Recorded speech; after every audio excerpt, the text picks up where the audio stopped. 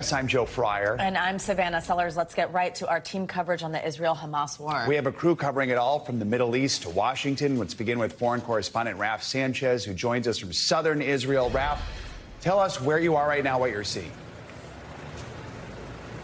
Well, Joe, good morning. We are 5 days into this war, and Israel is in a sense of stunned national unity after this horrific attack that's killed more than 1,000 people. And Israelis are looking for moments of hope, moments of inspiration, and they're drawing it partly from stories like what happened in the house behind me.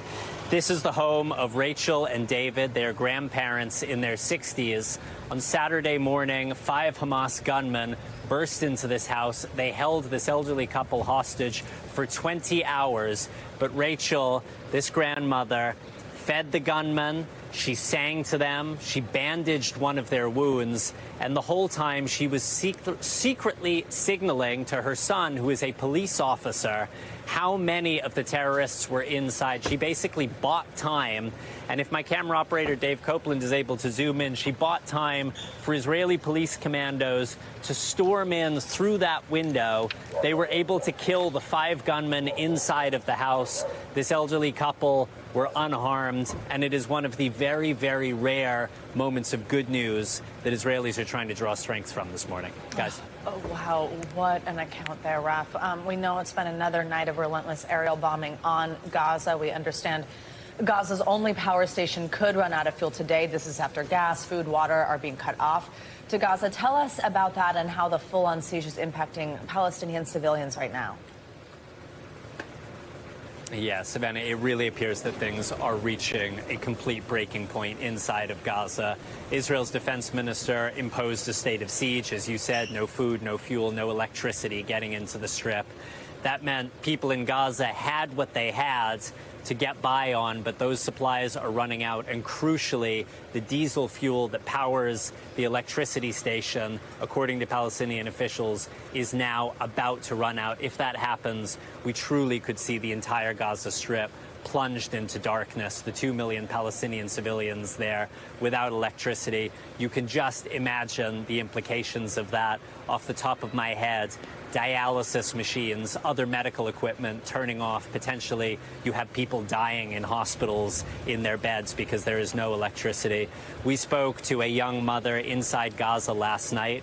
Today is her daughter Sophia's 2nd birthday, and Jumana, this mother, told us she feels deeply guilty that her daughter, turning 2 today, is growing up in a world with this much violence. She has moved her family twice so far, trying to get out of neighborhoods where Israel is striking, but she really, really does not know how she's going to keep her daughter safe. Yes. And Raf, on top of everything that's happening in Gaza, in southern Israel, we understand there have been new clashes on Israel's northern border with Lebanon. What's the latest there? Yeah, that's right. So the Hezbollah militant group, which is aligned with Hamas, backed by Iran, says that it fired a missile at an Israeli position earlier in response to Israeli strikes into Lebanon. That is really raising concerns that what is already a full-scale war in the south could spread to another front in the north. Israel says it has been striking back with fighter aircraft and artillery. People keeping a very, very close eye on the developing situation in the north. Guys. All right, Raf, continue to stay safe. Thank you for your reporting. Thank you, Raf. Well, Israeli troops are now fighting on the ground, trying to secure towns near the border like this one. It's only 3 miles from the Gaza Strip, as you can see on your screen here, and it was the site of a horrific massacre. NBC News chief foreign correspondent Richard Engel takes us inside as troops try to clear the village of Hamas fighters. And we should warn you, many of these images are disturbing. Israeli troops are still trying to secure the country 4 days after the worst terror attack in Israel's history, and moved into the village of Kfar Aza on the border with Gaza. Hamas massacred dozens of Israeli civilians here. The area is not yet secure. This is the first time journalists have been allowed in. Israeli troops are still clearing this kibbutz. They fear that there might still be Hamas fighters hidden in some of these buildings.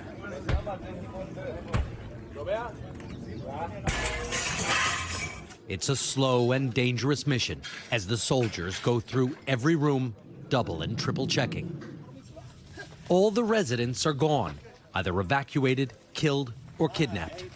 There are still bodies everywhere. The Israelis in body bags. Hamas gunmen were left rotting where they fell, next to the flags they brought to declare victory.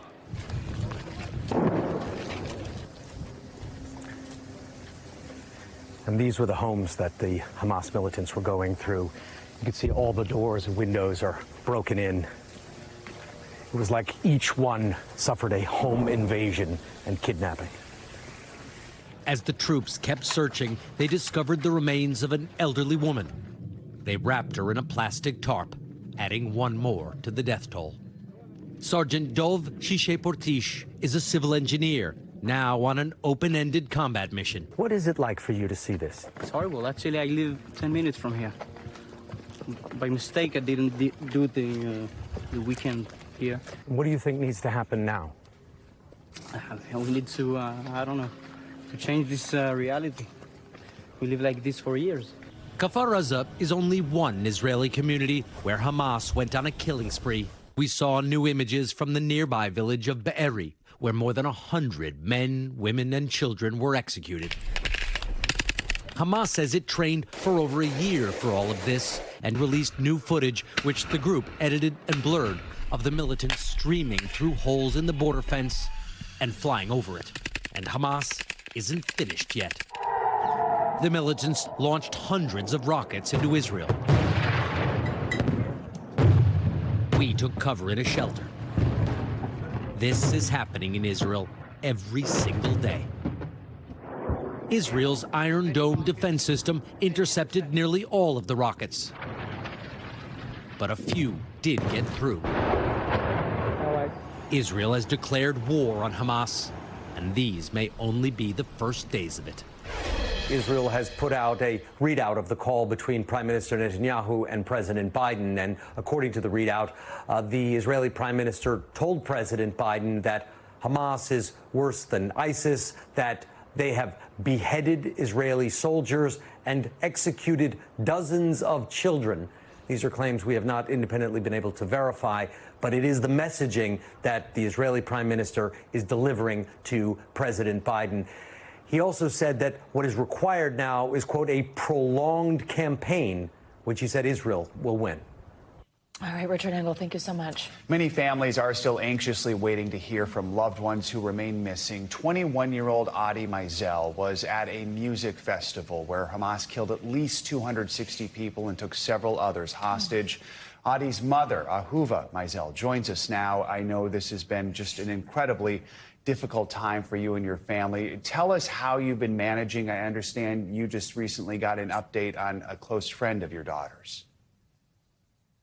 Her best friend that went with her to this festival, her name is Libby, and last night her mother noted that she recognized her body, and today we're going to her funeral.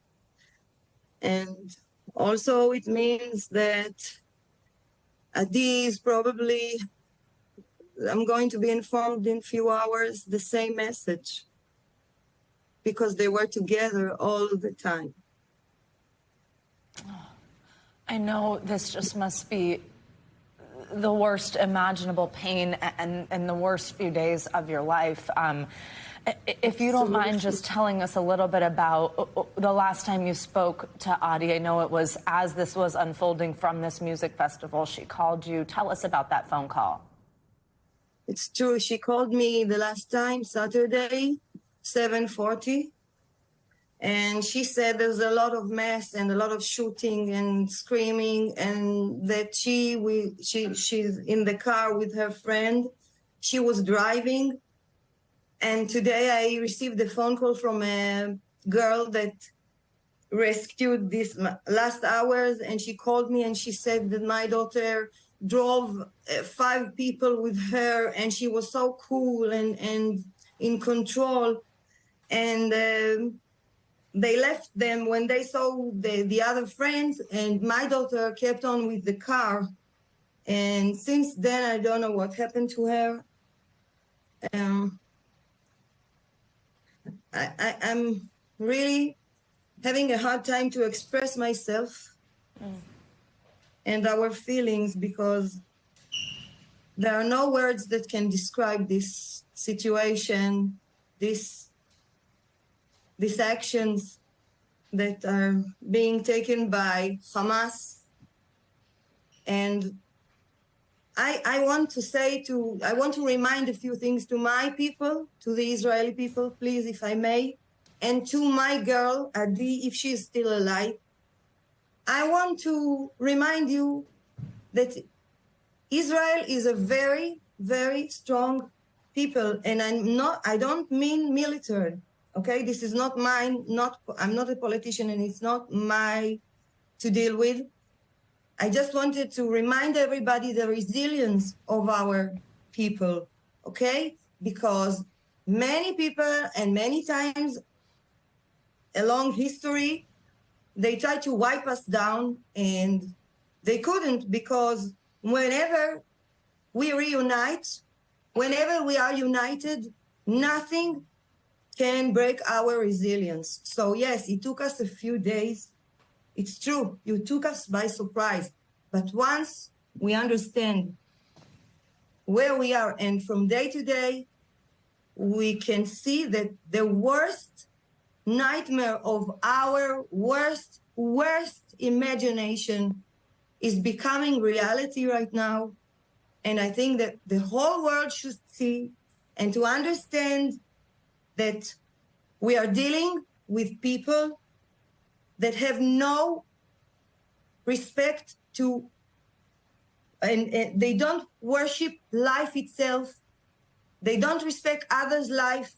They believe they can take other lives and gain their own goals and their own needs. And this must be stopped. I want to say that from day to day, it reminds more and more the Holocaust. We receive pictures of glasses, and it reminds us really Holocaust pictures. So I think every mother in the world now should be afraid, should be shocked, should be alert. Ahuva, we are holding out hope that your daughter, Adi, can hear this message right now. And I know mothers all across the world feel what you're saying and feel your pain right now. If Adi can hear you, what's the message you want to relay right now? Adi, I want to say again, ילדה יפה שלי, if you're alive, please hold on. And remember that everyone, the whole world is behind you now. The whole world behind you and behind all the young people, old people, babies, sick people that are being captive, been abducted, and or dead. If you are dead, you're dead. Your death will have meaning. You will see. I'm going to take care of this, that your death is not going to be in vain, okay? This is really, really a tipping point that I think everybody should wake up, okay? If we don't protect our kids, if we can't protect our own kids in our own country, I think something is really, really wrong here. And today it's me, and tomorrow it's going to be a mother, and it was, in the US, in Britain, in France, in Europe, everywhere, okay? Today it's me, but my Adi is everybody's daughter now. Every children, every baby that is now with Hamas in Gaza, they are everybody's children and everybody's uncle and everybody's grandma and mom and father and a brother and a sister. And this is what I want to tell you. And yes. If my daughter is dead, I'm going to make sure with everybody that her death and the others, there are 1,200 victims, murdered people that died for nothing. They were innocent people. They were harmless. They could not defend themselves. And this is a human crime. And we must stop here and look and think over what are we doing with this. This cannot go on. We cannot let this happen in 2023. Ahuva, we appreciate you taking the time this morning. We know this is very painful for you. Please, we are thinking of your family. Keep us updated on everything you learn, all right? Thank you very much. Thank you. Well, in the wake of the fighting, President Biden is vowing American support for Israel and blasting the carnage unleashed by Hamas. This was an act of sheer evil. More than 1,000 civilians slaughtered, not just killed, slaughtered in Israel. Among them, at least 14 American citizens killed. This is terrorism. But sadly, for the Jewish people, it's not new. There's no justification for terrorism. There's no excuse. For more, we are joined by NBC News White House correspondent Gabe Gutierrez. Hey, Gabe, so I want to start with one of the things that President Biden touched on, the Americans being held in Gaza, confirming that some of those hostages are Americans, and then also committing some resources to try to help with the recovery. What is the administration saying at this point about plans to get them out? That's right, Savannah and Joe. Good morning. Yes, as you said, American hostages confirmed for the first time, although it's unclear exactly how many. Later on in the day, National Security Advisor Jake Sullivan said that it's believed more than 20 Americans are missing at this point, although it is unclear how many of those were taken hostage by Hamas. I want to play some more of what the president had to say yesterday here at the White House in some very emotional remarks. Take a listen. We now know that American citizens are among those being held by Hamas. I've directed my team to share intelligence and deploy additional experts from across the United States government to consult with and advise Israeli counterparts on hostage recovery efforts. Because as president, I have no higher priority than the safety of Americans being held hostage around the world. And later today, the president is now expected to stop by a roundtable at the White House of Jewish community leaders and deliver more remarks reiterating the U.S.'s support for Israel. Savannah. Meanwhile, Gabe, Secretary of State Antony Blinken traveling to Israel later today. What should we know about that visit? That's right. That visit was just announced yesterday. The Secretary of State is planning to head to the region later today and meet with top Israeli officials. Now, as you said, Joe and Savannah, the administration is sending more resources to Israel. And overnight, the first weaponry arrived in the country. And this all comes after the U.S. already sent that carrier strike group, which was on the way to the eastern Mediterranean, not just as a show of power, but also a potential deterrence to try and prevent this conflict from escalating across the wider Middle East. Joe and Savannah. All right, Gabe Gutierrez, thank you very much. Let's continue our conversation with Yousef Mun. He is the head of the Palestine-Israel program at the Arab Center in Washington. Thank you so much for joining us this morning. I do want to talk about what we're seeing in Gaza right now. The Palestinian enclave has been relentlessly bombed from the skies. There's this full-on siege happening right now, and it's looking likely that Israel will launch a ground assault. As we reported, this is a densely populated area, typically with a population of some 2 million people. What are you going to be keeping an eye on now in the coming hours and coming days? Well, I think first, one of the things that's important to point out is the Gaza Strip, of course, is a tiny space, not much bigger than Washington, D.C., with about 2 million people living in it who have been under siege for a decade and a half and under, of course, military occupation for much, much longer than that. Half the population there is children, and the living conditions the United Nations has called unlivable for a long period of time now. And it is in this space that bombs are raining down left and right. Electricity has been cut off by Israel. Fuel for backup generators has been cut off by Israel.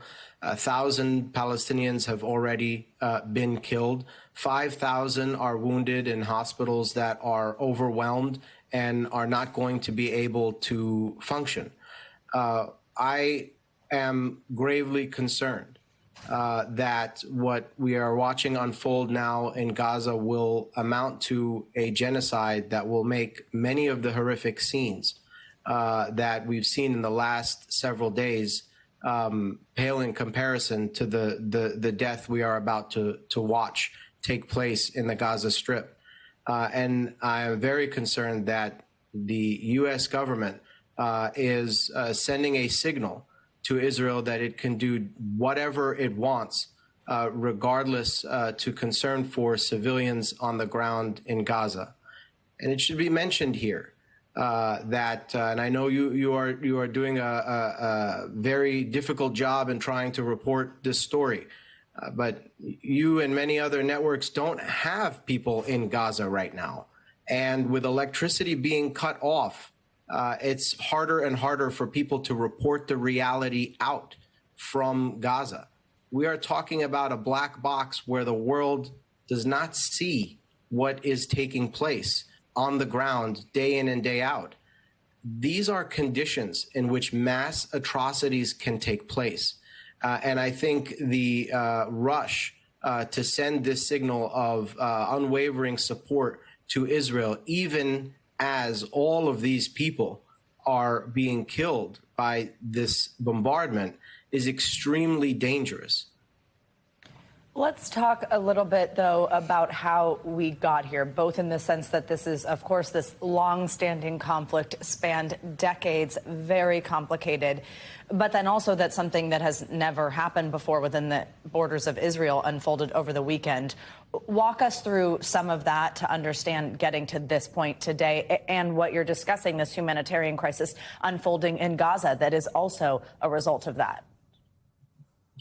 I mean, this is first and foremost the lack of a political solution to the Palestinian struggle for freedom, which has been going on for decades.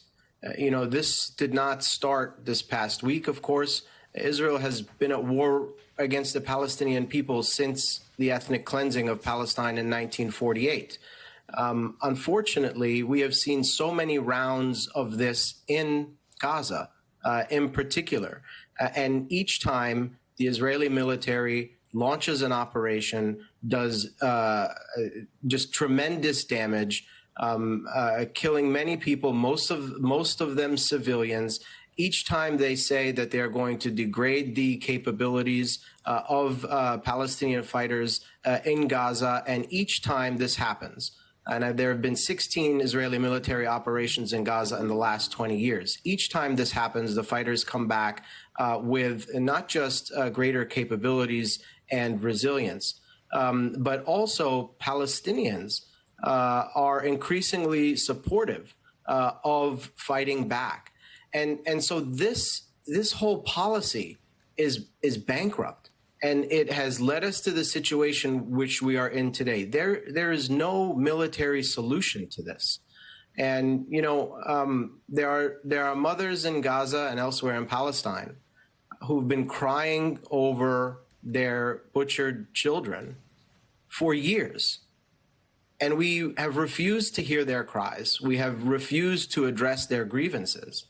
And that has brought us to the moment that we are at today. And if this moment is going to be any different, if we genuinely care about the people on the ground, on all sides of this, there needs to be a commitment to actually resolve the political issue here. Or else we are condemning everybody involved to just repeated rounds of this. We are condemning more and more mothers to crying over their dead children. And I think we owe them more than that. We have a responsibility to do much more than that. Yousef Mun, thank you for your time this morning. We appreciate you joining us. Well, as the war in Israel intensifies, law enforcement agencies across the country are shifting focus to security here at home in the U.S., with cities throughout the country now on high alert for potential anti-Semitic attacks. NBC News senior national correspondent Stephanie Goss joins us now from Temple Emmanuel with more. Stephanie, good morning. Good morning, Savannah. You know, there's a member of the NYPD's counterterrorism unit who's walking the perimeter of this synagogue. And it's not just here in New York City. As you mentioned, police departments nationwide are on high alert for possible violence here in this country. The mayor also here in New York City calling on places of worship to consider hiring their own security. With the war raging in the Middle East, this morning the mayor of New York has the city on notice. We have to be high alert. We cannot let our guards down. With the threat of violence and possible lone wolf attacks, the NYPD has increased patrols and added shifts to secure Jewish places of worship. New York stands with Israel. At a pro-Israel rally Tuesday with speakers including New York Governor Kathy Hochul, the NYPD was taking no chances. This is one of the largest pro-Israel rallies since the Hamas attacks. There are thousands of people here, but before they even showed up, police were here doing security sweeps. The increased security measures spread across the country. The Department of Homeland Security and the Federal Bureau of Investigation are working closely with state and local law enforcement and Jewish community partners. The president adding there is no place in the United States for hate against anybody, Jews or Muslims. Pittsburgh, where a mass shooter killed 11 people at a synagogue in 2018, has also added patrols and beefed up its intelligence gathering, while Jewish leaders are calling on people to be vigilant. Historically, it is known that anti-Israel violence equates to a huge increase in anti-Semitic actions in other areas. Competing rallies can be flashpoints for confrontation, which is also playing out as a war of words on college campuses. Students at multiple universities across the country are being criticized for organizing protests against Israel in the wake of the attacks. At Harvard, a coalition of 34 student organizations released a letter Saturday that said they hold the Israeli regime entirely responsible for the unfolding violence. Under pressure for not responding, the university's president issued a statement Tuesday condemning Hamas and saying no student group speaks for Harvard. New York City's mayor is calling on the public to help as well. In his words, this is not a time to be on your phone. Look up and pay attention to your surroundings. Savannah. All right, Stephanie Goss, thank you very much. Thanks for watching. Stay updated about breaking news and top stories on the NBC News app or follow us on social media.